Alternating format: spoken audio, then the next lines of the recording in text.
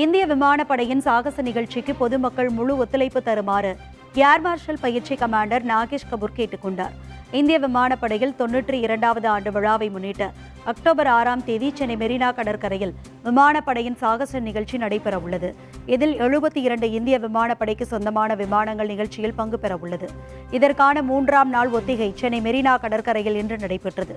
இதில் இந்தியாவின் புயல் வேகத்தில் செல்லக்கூடிய ரஃபேல், இந்தியாவால் தயாரிக்கப்பட்ட தேஜஸ் Su-30, இந்தியாவால் பாரம்பரியமிக்க டகோட்டா விமானம் உள்ளிட்ட 70 விமானங்கள் பங்கேற்று ஒத்திகை மேற்கொண்டது. இந்த சாகச நிகழ்ச்சி இந்தியாவில் தலைசிறந்த விமான குழுவான சூரிய கிரண் மற்றும் சாராம் குழுவினர் வானில் விமானங்களை லாபகமாக இயக்கி மேற்கொண்டனர்.